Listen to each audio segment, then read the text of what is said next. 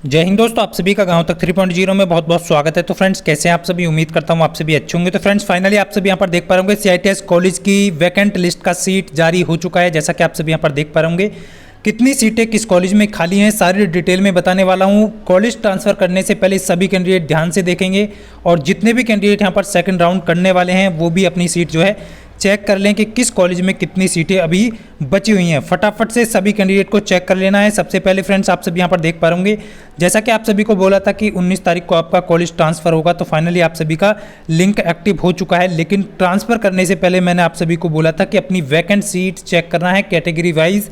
जिस भी कैटेगरी यानी कास्ट से आप आते हैं उस कास्ट के अकॉर्डिंग अपना सीट आप सभी को चेक कर लेना है, तभी उस कॉलेज के लिए आपको ट्रांसफ़र अप्लाई करना है। बहुत सारे कैंडिडेट जल्दबाजी में क्या करते हैं, कॉलेज ट्रांसफ़र मार देते हैं, ये भी नहीं चेक कर पाते हैं कि कितनी सीटें आपकी वहाँ पर अवेलेबल हैं।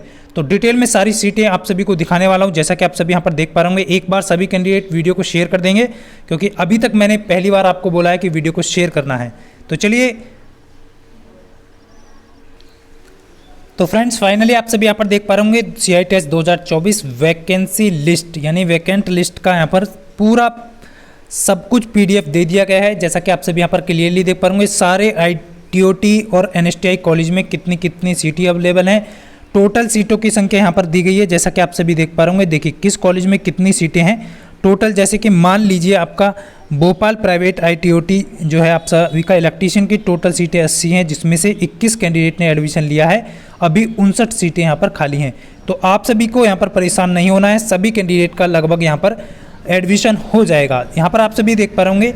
सबसे पहले फ्रेंड्स बात करेंगे जितने भी कैंडिडेट यहाँ पर देख पा रहे हैं। देखिए, सबसे पहले मैं आपको अवगत करा दूं, यहाँ पर सबसे पहले जो दी गई है आपको जनरल यहाँ पर दिया गया है, उसके बाद एडमिशन कितना हुआ है, उसके बाद सीट कितनी है, यानी कि आपको ब्लू कलर में आपकी जनरल सीटें कितनी दी गई हैं, यानी कि जनरल वोमेन की सीटें, जनरल मेल की सीटें, जनरल EWS की सीटें, जनरल EWS वोमेन की सीटें, OBC EWS की सीटें, इस तरीके से वोमेन का दिया गया है।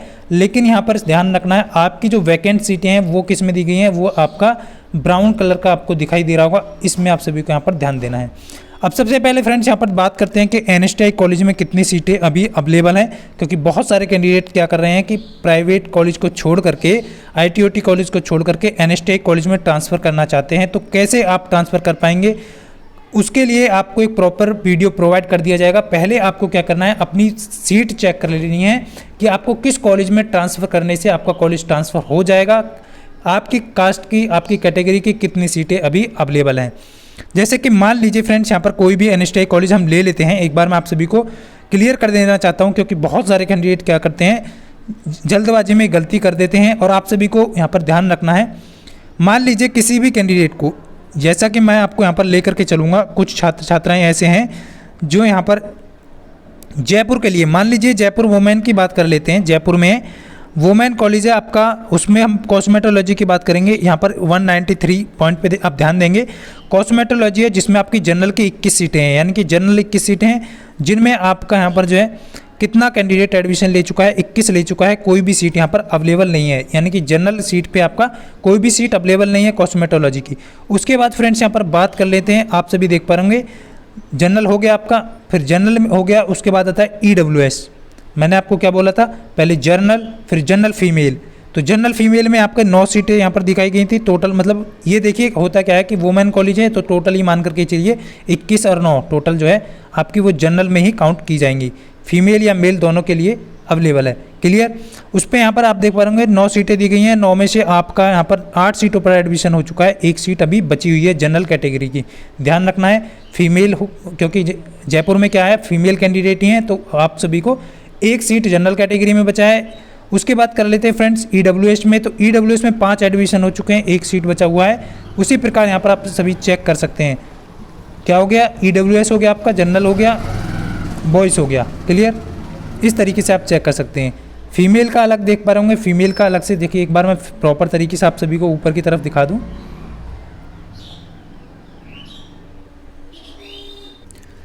तो यहाँ पर सबसे पहले आप देख पा रहे होंगे, देखिए मैंने अभी क्या बताया, जयपुर में कॉस्मेटोलॉजी की बात करें तो टोटल यहाँ पर 21 सीटें जनरल, टोटल 21 और 9 यहाँ पर आपको मान के चलना है, 30 सीटें जनरल की है, जिसमें आपका 1 सीट बचा हुआ है फीमेल के लिए। ध्यान रखना है आप सभी को।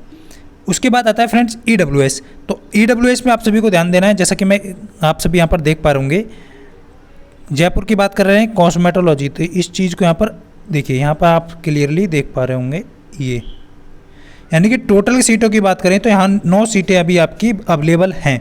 जयपुर में कितनी सीटें अवेलेबल हैं? कॉस्मेटोलॉजी की 9 सीटें अवेलेबल हैं। टोटल आप देख सकते हैं। कैटेगरी वाइज आप सभी को क्या करना है, PDF के माध्यम से देख लेना है। फिर भी एक बार यहाँ पर देख पा रहे होंगे, ये आ गया EWS में आपका कितनी सीटें हैं, 2 सीटें अभी आपकी बची, यहाँ पर एक सीट बची हुई है EWS में।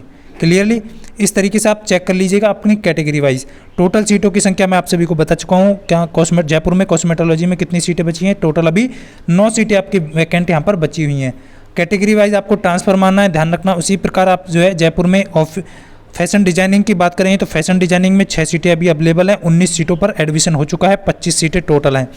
उसके बाद यहाँ पर ऑफिस मैनेजमेंट की बात कर लें या जयपुर में आपका, यहाँ पर आप देख पा रहे होंगे आप क्लियरली, यहाँ पर 10 सीटें अभी ऑफिस मैनेजमेंट की यहाँ पर बची हुई हैं जयपुर में।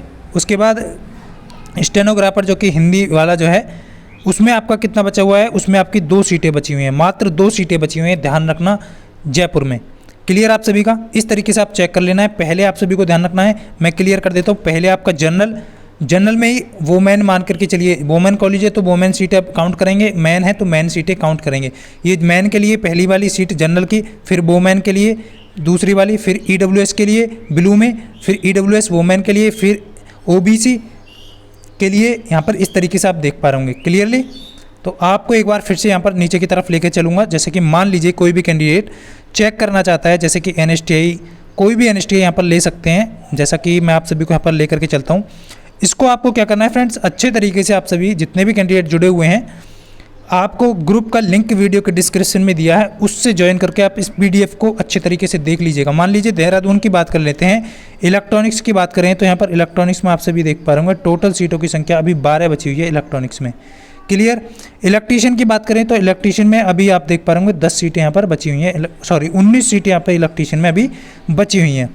टोटल कैटेगरीज वाइज आप चेक कर सकते हैं। मान लीजिए 28 जनरल की सीटें हैं यहाँ पे, जनरल मैन की, और 12 सीटें यहाँ पर किसकी हैं? तो यहाँ पर खाली की बात करें ओपन की, तो मान लीजिए यहाँ पर देहरादून में इलेक्ट्रीशियन की बात कर लेते हैं तो 6 सीटें बची हुई हैं मेल की, और फीमेल के लिए कोई सीट नहीं बची है जनरल में।